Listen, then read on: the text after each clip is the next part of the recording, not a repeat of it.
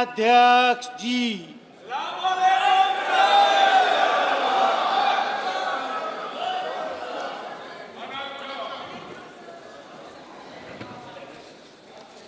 माननीय सदस्यगण, आपको बुलेटिन भाग 2 के माध्यम से पहले ही सूचित किया गया है कि माननीय वित्त मंत्री जी के बजट भाषण की प्रतियां आपको हार्ड कॉपी के रूप में उपलब्ध कराई जाएगी। अतः बजट प्रस्तुत हो जाने के पश्चात माननीय सदस्य बजट भाषण की प्रति प्रकाशन काउंटर से प्राप्त कर सकते हैं। आपको ये भी सूचित किया जाता है कि माननीय मंत्री द्वारा बजट प्रस्तुत किए जाने के पश्चात उसे मेंबर पोर्टल पर भी उपलब्ध करा दिया जाएगा। माननीय वित्त मंत्री जी।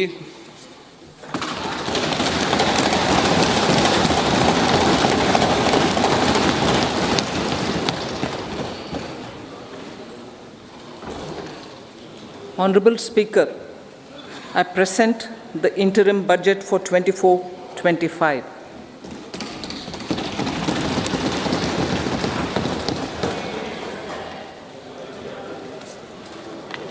The Indian economy has witnessed profound positive transformation in the last 10 years. The people of India are looking ahead to the future with hope and optimism. With the blessings of the people, when our government, under the visionary and dynamic leadership of Honorable Prime Minister Shri Narendra Modi, assumed office in 2014, the country was facing enormous challenges.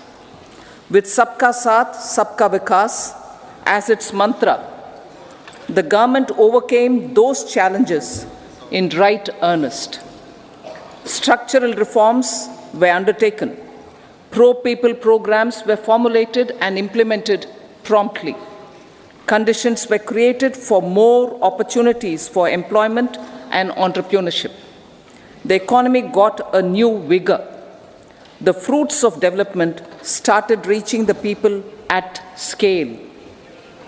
The country got a new sense of purpose and hope. Naturally, the people blessed the government with a bigger mandate.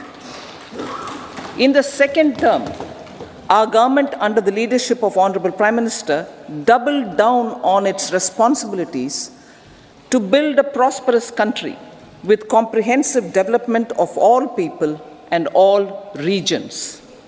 Our government strengthened its mantra to Sabka Saath, Sabka Vikas and Sabka Vishwas.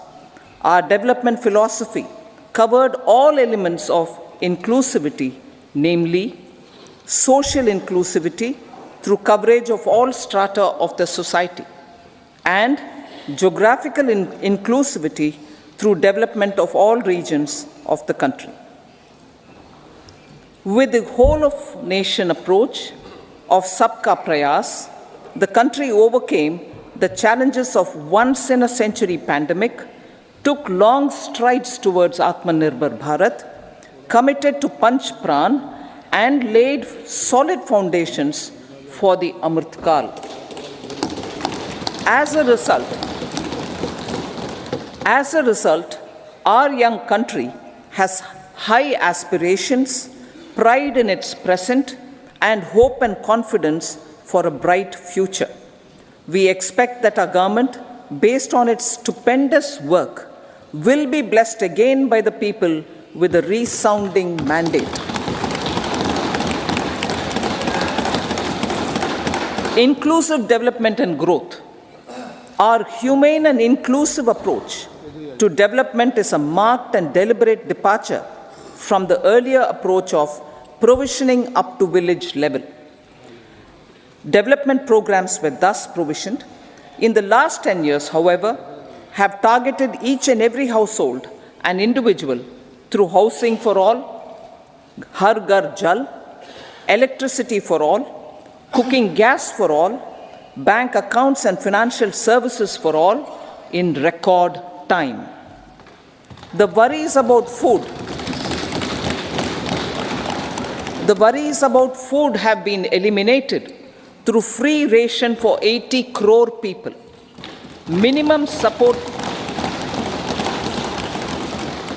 Minimum support prices for the produce of Annadata are periodically increased appropriately. These and the provision of basic necessities have enhanced real income in the rural areas. Their economic needs could be addressed, thus spurring growth and generating jobs. Social justice. Our government is working with an approach to development that is all-round, all-pervasive, and all-inclusive. Sarvangin, Sarvasparshi, or Sarvasamaveshi.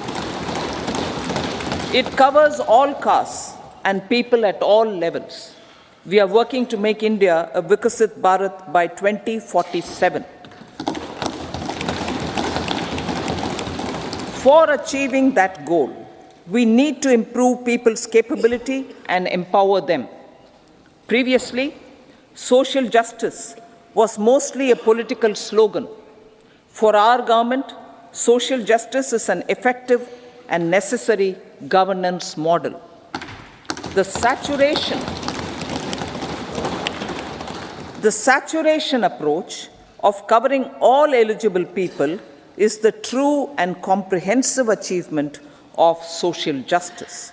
This is secularism in action, reduces corruption, and prevents nepotism, prevents Bhai Bhatijawad. There is transparency and assurance that benefits are delivered to all eligible people. The resources are distributed fairly. All, regardless of their social standing, get access to opportunities. We are addressing systemic inequalities that had plagued our society. We focus on outcomes and not on outlays so that the social economic transformation is achieved. As our Prime Minister firmly believes, we need to focus on 4 major castes. They are Garib, Mahilaye, Yuva, and Annadata. Their needs, their aspirations, and their welfare are our highest priority. The country progresses when they progress. All 4 require and receive government support in their quest to better their lives. Their empowerment and well-being will drive the country forward. Garib Kalyan, Desh Ka Kalyan. We believe in empowering the poor. The earlier approach of tackling poverty through entitlements had resulted in very modest outcomes. When the poor became empowered partners in the development process, government's power to assist them also increases manifold. With the pursuit of Sabka Saath, in these 10 years, the government has assisted 25 crore people to get freedom from multi-dimensional poverty. Our government's efforts are now getting synergized with energy and passion of such empowered people. This is truly elevating them from poverty. Direct benefit transfer of 34 lakh crore rupees from the government using PM Jandan accounts has led to savings of 2.7 lakh crores of rupees for the government. This savings has been realized through avoidance of leakages prevalent earlier. The savings have helped in providing more funds for Garib Kalyan. PM Swanidhi has provided credit assistance to 78 lakh street vendors. From that total of 78 lakh street vendors, 2.3 lakh have received credit for the 3rd time. PM Janman Yojana reaches out to the particularly vulnerable tribal groups who have remained outside the realm of development so far. PM Vishwakarma Yojana provides end-to-end support to artisans and craftspeople engaged in 18 trades. The schemes for empowerment of Divyangs and transgender persons reflect firm resolve of our government to leave no one behind. Welfare of Annadata. Farmers are our Annadata. Every year under PM Kisan Samman Yojana, direct financial assistance is provided to 11.8 crore farmers, including marginal and small farmers. Crop insurance is given to 4 crore farmers under PM Fasal Bima Yojana. These, besides several other programs, are assisting Annadata in producing food for the country and for the world. Electronic National Agricultural Market has integrated 1,361 mandis and is providing services to 1.8 crore farmers with trading volume of 3 lakh crores of rupees. The sector is poised for inclusive, balanced, higher growth and productivity.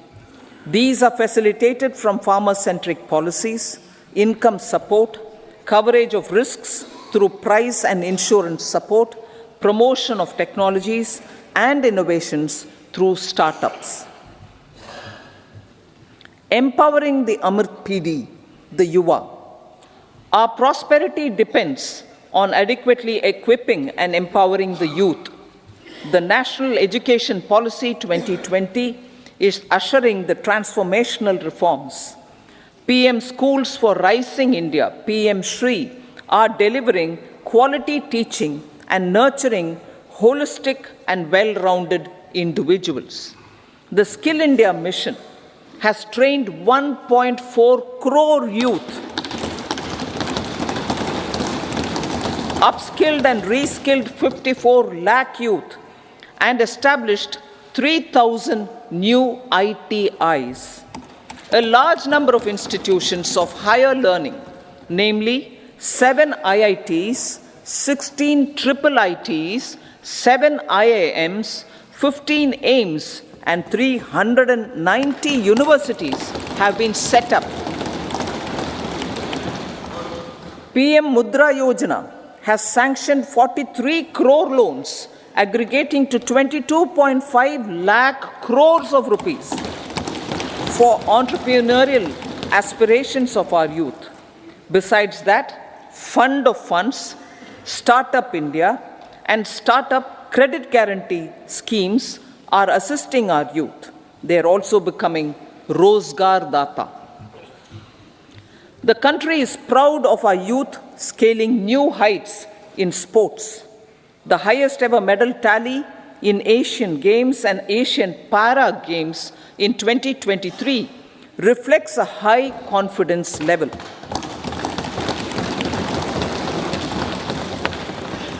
Chess prodigy and our #1 ranked player Pragyananda put up a stiff fight against the reigning world champion Magnus Carlsen in 2023.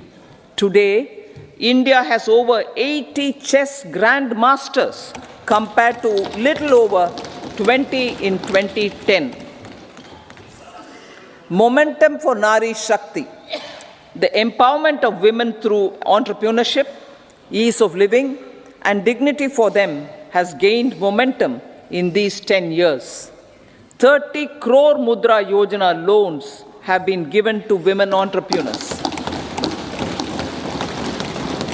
Female enrollment in higher education has gone up by 28% in 10 years. In STEM courses, girls and women constitute 43% of enrollment, one of the highest in the world. All these measures are getting reflected in the increasing participation of women in workforce. Making triple talaq illegal, reservation of 1/3 seats for women in the Lok Sabha and state assemblies, and giving over 70% houses under PM Awas Yojana in rural areas to women and giving over 70% houses under PM Awas Yojana in rural areas to women as sole or joint owners have enhanced their dignity. Exemplary track record of governance, development, and performance. Besides delivering on high growth in terms of gross domestic product, the government is equally focused on a more comprehensive GDP, that is, governance, development, and performance. Our government has provided transparent, accountable, people-centric, and prompt, trust-based administration with citizen first and minimum government, maximum governance approach. The impact of all-round development is discernible in all sectors. There is macroeconomic stability, including in the external sector. Investments are robust. The economy is doing well. People are living better and earning better, with even greater aspirations for future. Average real income of the people has increased by 50%. Inflation is moderate. People are getting empowered, equipped, and enabled to pursue their aspirations.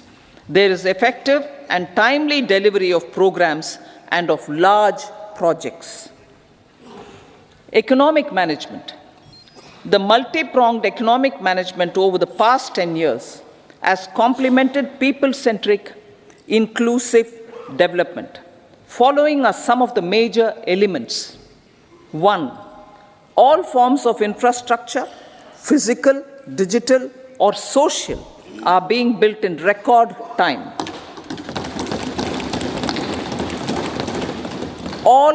Number 2. All parts of the country are becoming active participants in economic growth. Number 3, digital public infrastructure, a new factor of production in the 21st century, is instrumental in formalization of the economy. Number 4, goods and services tax has enabled one nation, one market, one tax. Tax reforms have led to deepening and widening of tax base. Number 5, strengthening of the financial sector has helped in making savings, credit, and investments more efficient. Number 6, GIFT, IFSC, and the Unified Regulatory Authority, IFSCA, are creating a robust gateway for global capital and financial services for the economy. Number 7, proactive inflation management has helped keep inflation within the policy band. Now, the global context, Honorable Speaker, sir. Geopolitically, global affairs are becoming more complex and challenging with wars and conflicts. Globalization is being redefined with reshoring and friendshoring, disruption and fragmentation of supply chains, and competition for critical minerals and technologies. A new world order is emerging after the COVID pandemic. India assumed the G20 presidency during very difficult times for the world. The global economy was going through high inflation, high interest rates, low growth, very high public debt, low trade growth, and climate changes. The pandemic has led to a crisis of food, fertilizer, fuel, and finances for the world, while India successfully navigated its way. The country showed the way forward and built consensus on solutions for those global problems. The recently announced India, Middle East, Europe economic corridor is a strategic and economic game changer for India and others. In the words of Honorable Prime Minister, the corridor, and I quote, will become the basis of world trade for hundreds of years to come, and history will remember that this corridor was initiated on Indian soil. Unquote. Vision for Vikasit Bharat. Our vision for Vikasit Bharat is that of prosperous Bharat in harmony with nature, with modern infrastructure, and providing opportunities for all citizens and all regions to reach their potential. With confidence arising from strong and exemplary track record of performance and progress, earning Sabka Vishwas, the next 5 years will be years of unprecedented development and golden moments to realize the dream of developed India by 2047. The trinity of demography, democracy, and diversity backed by Sabka Prayas has the potential to fulfill aspirations of every Indian. As Honorable Prime Minister in his Independence Day address to the nation mentioned, I quote, "There is no dearth of opportunities, as many opportunities as we want. The country is capable of creating more opportunities. Sky is the limit." Unquote. Strategy for Amrit Kal. Our government will adopt economic policies that foster and sustain growth, facilitate inclusive and sustainable development, improve productivity, create opportunities for all, help them enhance their capabilities, and contribute to generation of resources to power investments and fulfill aspirations. Guided by the principle, reform, perform, and transform, the government will take up next generation reforms and build consensus with the states and stakeholders for effective implementation. It is an important policy priority for our government to ensure timely and adequate finances, relevant technologies, and appropriate training for the micro, small, and medium enterprises, MSMEs, to grow and also compete globally. Orienting the regulatory environment to facilitate their growth will be an important element of this policy mix. Aligning with the Panchamrit goals, our government will facilitate sustaining high and more resource-efficient economic growth.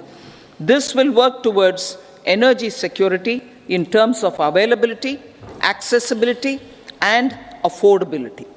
For meeting the investment needs, our government will prepare the financial sector in terms of size, capacity, skills, and regulatory framework.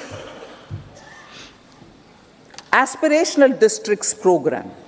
Our government stands ready to assist the states in faster development of aspirational districts and blocks, including generation of ample economic opportunities. Development of the East. Our government will pay utmost attention to make the eastern region and its people a powerful driver of India's growth.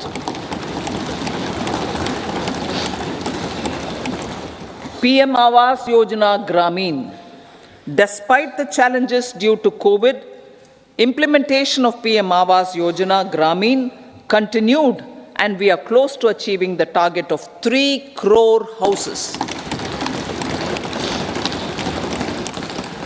2 crore more houses will be taken up in the next 5 years to meet the requirement arising from increase in the number of families.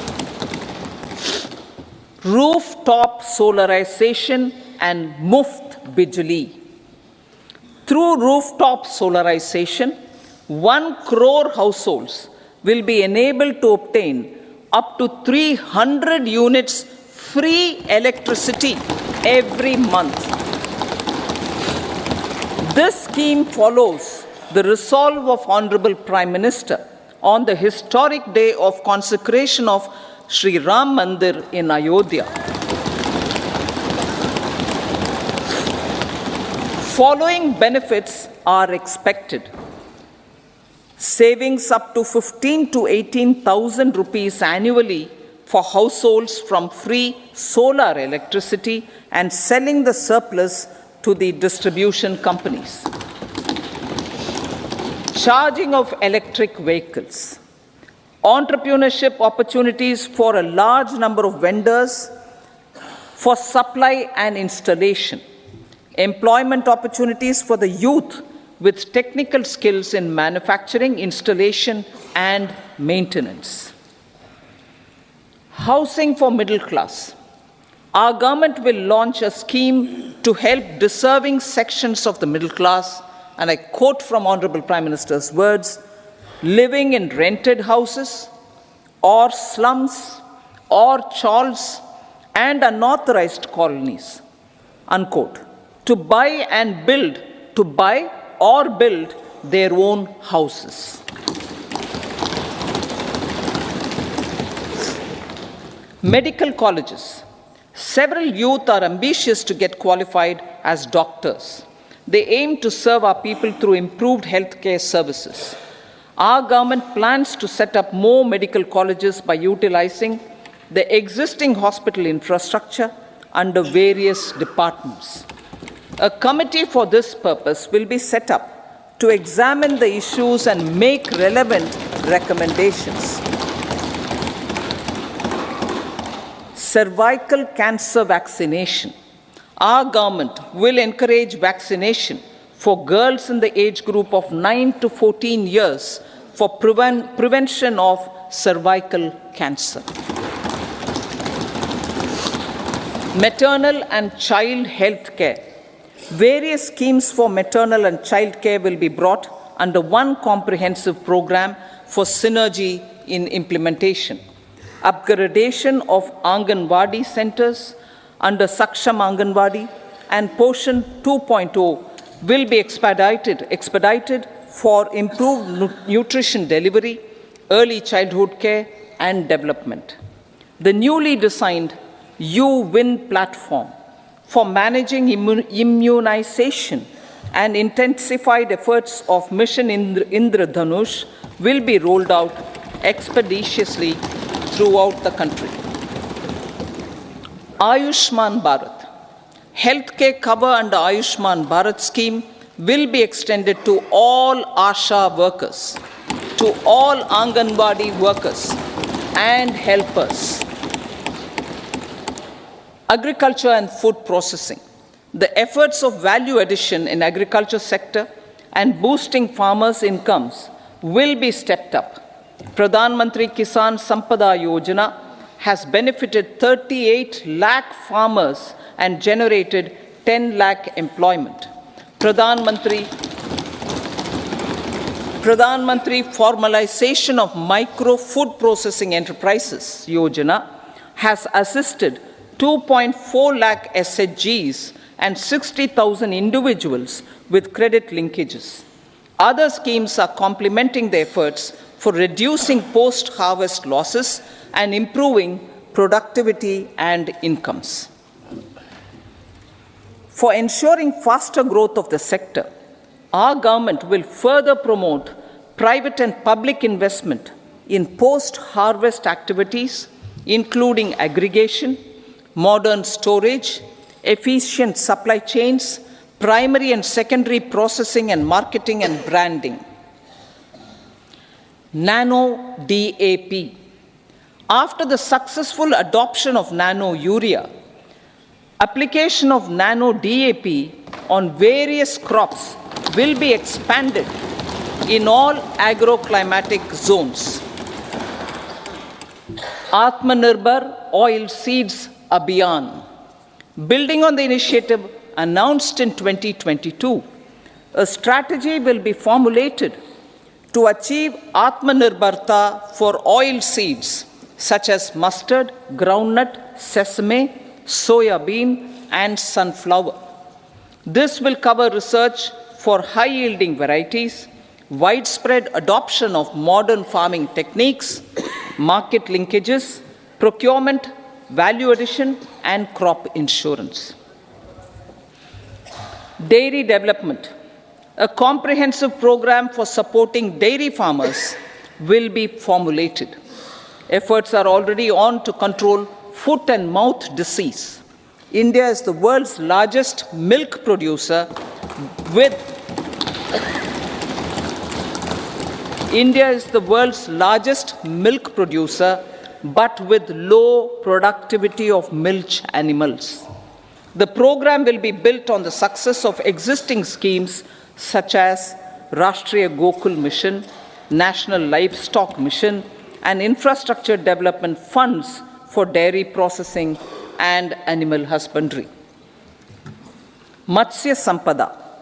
It was a government which set up a separate department for fisheries, realizing the importance of assisting fishermen. This has resulted in doubling of both inland and aquaculture production. Seafood exports since 2013-14 has also doubled. Implementation of Pradhan Mantri Matsya Sampada Yojana will be stepped up to 1. Enhance aquaculture productivity from existing 3 to 5 tons per hectare. 2. Double exports to 1 lakh crore rupees, and 3. Generate 55 lakh employment opportunities in the near future. 5 integrated aqua parks will also be set up. Lakpati Didi.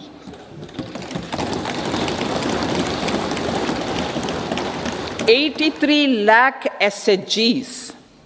83 lakh SHGs with 9 crore women are transforming rural socio-economic landscape with empowerment and self-reliance. Honorable Speaker said, their success has assisted nearly 1 crore women to become Lakpati Didi already. They are an inspiration to others. Their achievements will be recognized through honoring them. Buoyed by the success, it has been decided to enhance the target for Lakpati Didi from 2 crores to 3 crores.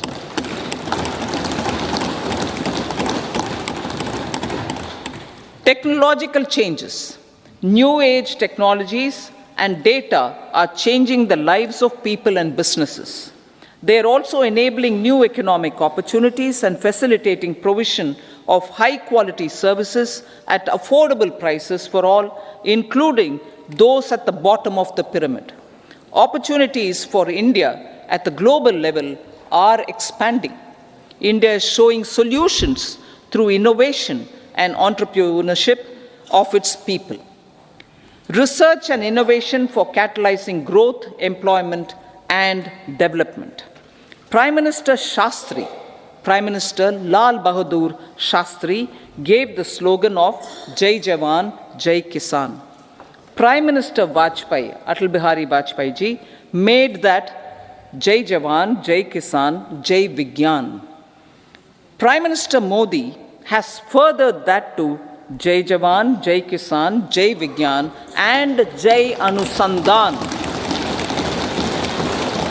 as innovation is the foundation of development. For our tech-savvy youth, this will be a golden era.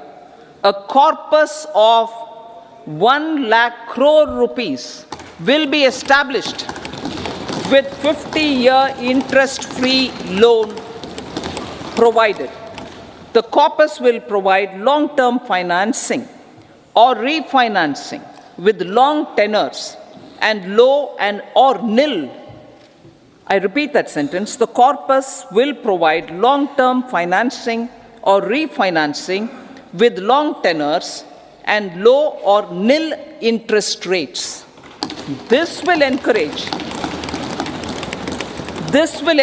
the private sector to scale up research and innovation significantly in sunrise domains. We need to have programs that combine the powers of our youth and technology. A new scheme will be launched for strengthening deep tech technologies for defense purposes and expediting Atmanirbharta. Infrastructure development.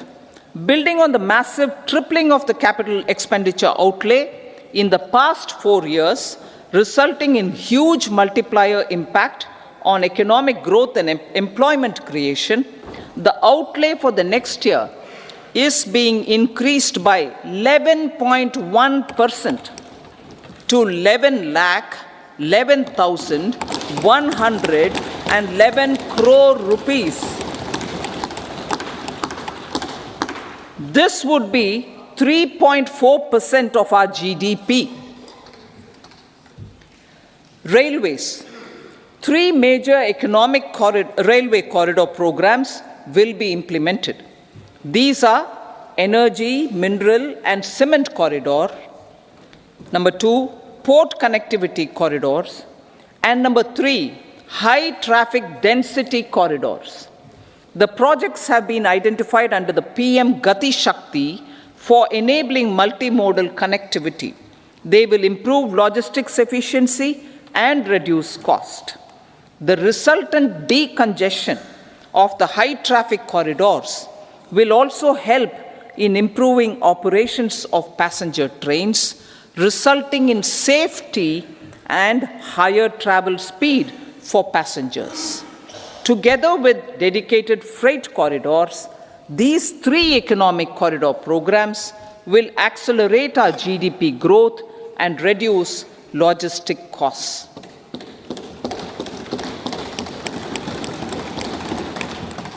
40,000 normal rail bogies will be converted to Vande Bharat standards to enhance safety, convenience, and comfort of passengers. Aviation sector. The aviation sector has been galvanized in the past 10 years. Number of airports have doubled to 149.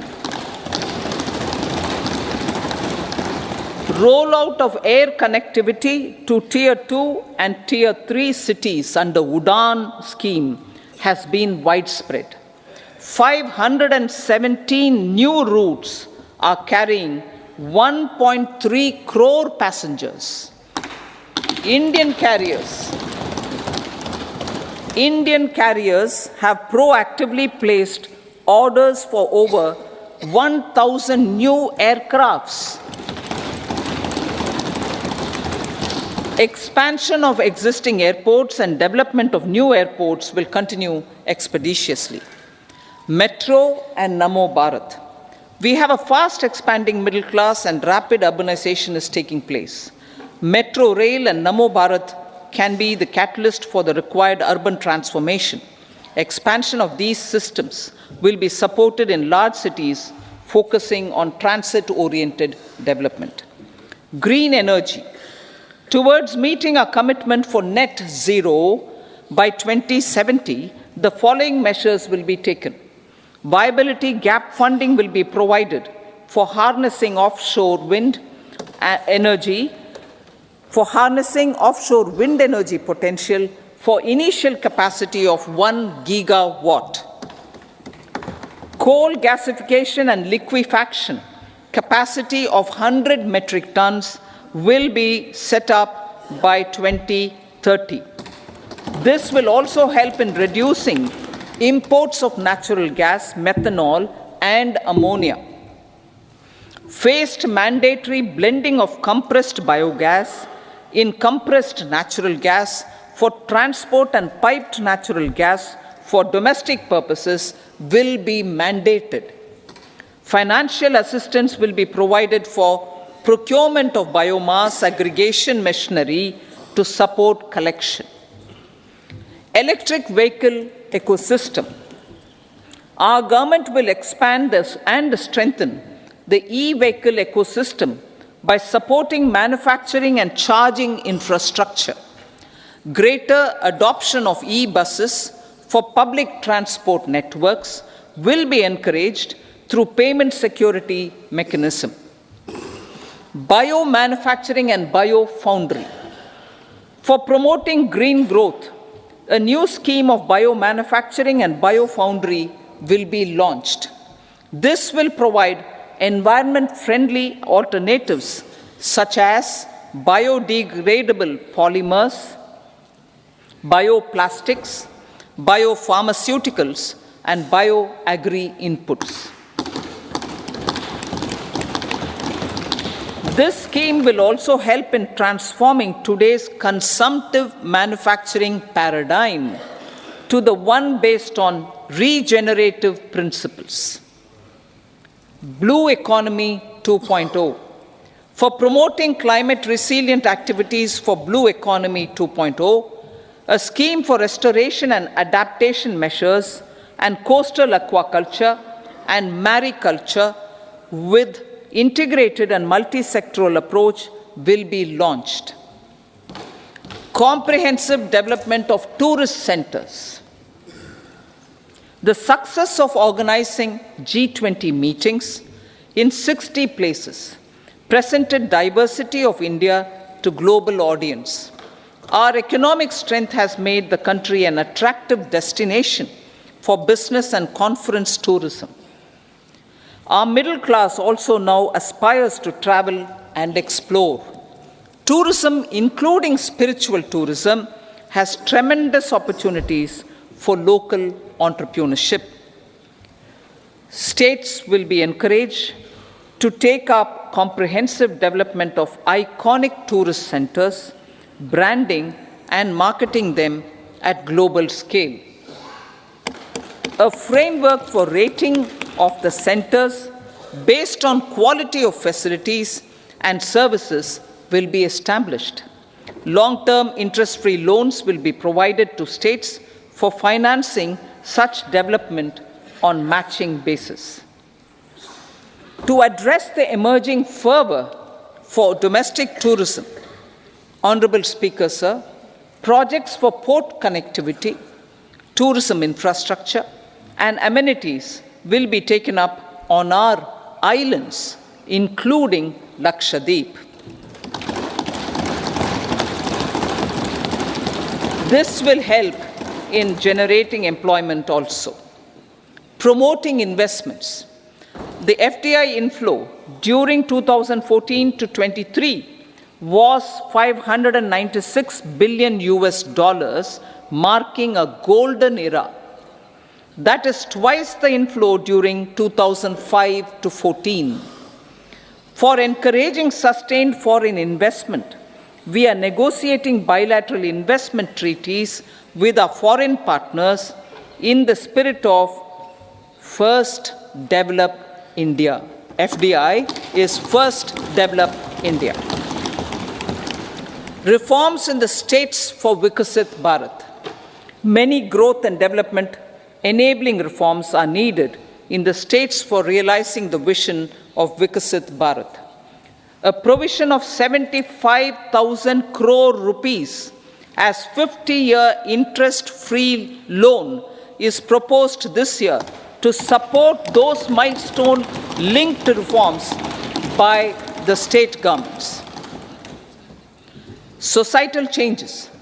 The government will form a high-powered committee for an extensive consideration of the challenges arising from fast population growth and demographic changes.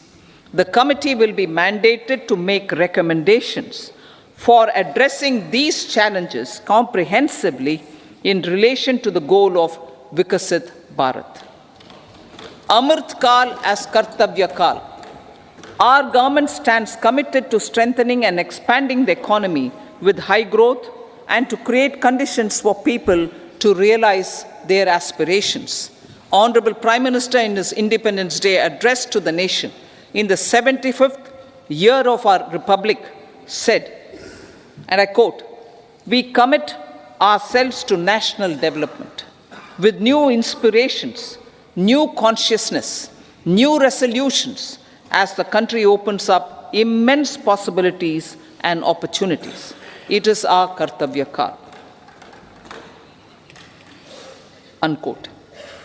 Every challenge of the pre-2014 era was overcome through our economic management and our governance.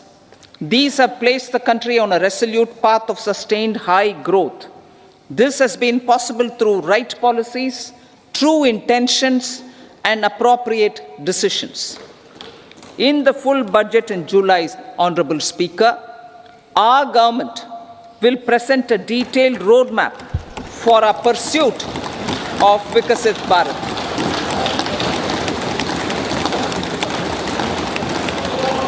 Revised estimates of 2023-24. The revised estimate of the total receipts other than borrowings is 27.56 lakh crores of rupees, of which the tax receipts are 23.24 lakh crore rupees. The revised estimate of total expenditure is 44.90 lakh crore rupees. The revenue receipts at 30.03 lakh crore rupees are expected to be higher than the budget estimate, reflecting strong growth momentum and formalization in the economy. The revised estimate of the fiscal deficit is 5.8% of GDP, improving on the budget estimate, notwithstanding moderation in the nominal growth estimates. Budget estimates for 2024-25. Coming to the year 2024-25, the total receipts other than borrowings and total expenditure are estimated at 30.80 and 47.66 lakh crore rupees respectively. The tax receipts are estimated at 26.02 lakh crore rupees. The scheme of 50-year interest-free loan for capital expenditure to states will be continued this year with an outlay of 1.3 lakh crore rupees. We continue on the path of fiscal consolidation, as announced in my budget speech of 2021-22, to reduce fiscal deficit below 4.5% by 25-26. The fiscal deficit in 2024-25 is estimated to be 5.1% of GDP, adhering to that path. So the gross and net market during 24-25 are estimated at 14.13 lakh crore rupees and 11.75 lakh crore respectively. Both will be less than that in 23-24. Now that the private investments are happening at scale, the lower borrowings by the central government will facilitate larger availability of credit for the private sector. Vote on account. I'll be seeking vote on account approval of the Parliament through the appropriation bill for a part of the financial year 2024-25. I will now move to Part B. Honorable Speaker, sir, over the last 10 years, the direct tax collections have more than trebled and the return filers swelled 2.4 times. I would like to assure the taxpayers that their contributions have been used wisely for the development of the country and welfare of its people. I appreciate the taxpayers for their continued support. The government has reduced and rationalized tax rates. Under the new tax scheme, there is now no tax liability for taxpayers with income up to 7 lakh rupees, up from 2.2 lakh rupees in the financial year 2013-14. The threshold for presumptive taxation for retail businesses was increased from 2 crores to 3 crores. Similarly, the threshold for professionals eligible for presumptive taxation was increased from 50 lakh rupees to 75 lakh rupees. Also, corporate tax rate was decreased from 30% to 22% for existing domestic companies and to 15% for certain new manufacturing companies. Honorable Speaker, sir, in the last 5 years, our focus has been to improve taxpayer services. The age-old jurisdiction-based assessment system was transformed with the introduction of faceless assessment and appeal, thereby imparting greater efficiency, transparency, and accountability. Introduction of updated income tax returns, a new Form 26AS, and pre-filling of tax returns have made filing of tax returns simpler and easier. Average processing time of returns has been reduced from 93 days in the year 2013-14 to a mere 10 days this year, thereby making refunds faster. Indirect taxation. By unifying the highly fragmented indirect tax regime in India, the GST has reduced the compliance burden on trade and industry. The industry has acknowledged the benefits of GST. According to a recent survey conducted by a leading consulting firm, 94% of industry leaders view the transition to GST as largely positive. According to 80% of the respondents, it has led to supply chain optimization, as elimination of tax arbitrage and octroi has resulted in disbanding of checkposts at the state and city boundaries. At the same time, tax base of GST more than doubled, and the average monthly gross GST collection has almost doubled to 1.66 lakh crores this year. States too have benefited. States' SGST revenue, including compensation released to states in the post-GST period of 2017-18 to 2022-23, has achieved a buoyancy of 1.22. In contrast, the tax buoyancy of state revenues from subsumed taxes in the pre-GST four-year period of 2012-13 to 2015-16 was a mere 0.72. The biggest beneficiaries are consumers, as reduction in logistic cost and taxes have brought down prices of most goods and services.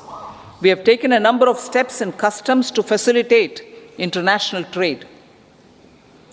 As a result, the import release time declined by 47% to 71 hours at inland container depots, by 28% to 44 hours at air cargo complexes, and by 27% to 85 hours at seaports over the last 4 years since 2019, when the national time release studies were first started. Tax proposals. As for tax proposals, in keeping with the convention, I do not propose to make any changes relating to taxation and propose to retain the same tax rates for direct and indirect taxes, including import duties. However, certain tax benefits to startups and investments made by sovereign wealth or pension funds, as also tax exemption on certain income of some IFSC units, are expiring on 31/3/2024. To provide continuity in taxation, I propose to extend the date to 31/3/2025. Moreover, in line with the government's vision to improve ease of living and ease of doing business, I wish to make an announcement to improve taxpayer services. There are a large number of petty, non-verified, non-reconciled, or disputed direct tax demands, many of them dating as far back as 1962, which continue to remain on the books, causing anxiety to honest taxpayers and hindering refunds of subsequent years. Honorable Speaker, sir, I propose to withdraw such outstanding direct tax demands up to 25,000 rupees pertaining to the period up to financial year 2009-10 and up to 10,000 rupees for financial years 2010-11 to 2014-15. This is expected to benefit about 1 crore taxpayers. 1 crore taxpayers would benefit out of this. Economy then and now. In 2014, when our government assumed the reins, the responsibility to mend the economy step by step and to put the governance systems in order was enormous. The need of the hour was to give hope to the people, to attract investments, and to build support for the much needed reforms. The government did that successfully, following a strong belief of nation first. The crisis of those years has been overcome, and the economy has been put firmly on a high, sustainable growth path with all-round development. It is now appropriate to look at where we were then. I repeat, it is now appropriate to look at where we were then till 2014 and where we are now, only for the purpose of drawing lessons from the mismanagement of those years. The government will lay a white paper on table of the House.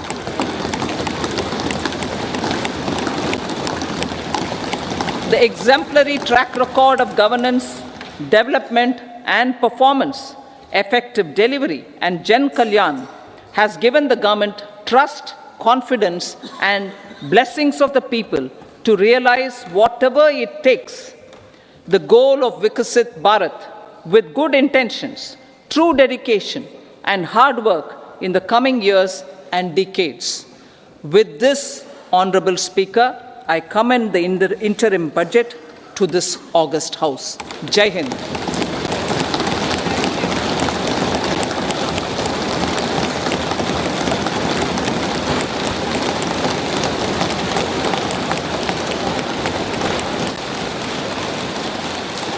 Item number 2, Srimati Nirmala Sitharaman ji.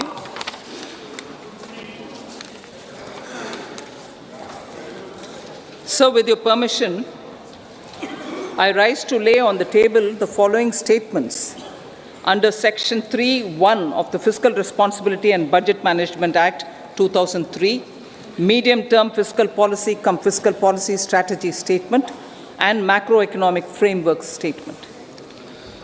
Item number 3, Srimati Nirmala Sitharaman ji. Sir, with your permission, I rise to move for leave to introduce the Finance Bill 2024. प्रश्न ये है कि विधेयक को पुनर्स्थापित करने की अनुमति प्रदान की जाए। जो सदस्य इसके पक्ष में हाँ कहें, जो सदस्य विरोध में ना कहें, मेरे विचार में निर्णय हाँ वालों के पक्ष हुआ, हाँ वालों के पक्ष हुआ। माननीय मंत्री जी विधेयक को पुनर्स्थापित करें। So I introduce the bill. सभा की कार्रवाई शुक्रवार दिनांक 2 फरवरी 2024 को प्राप्त 11 बजे तक की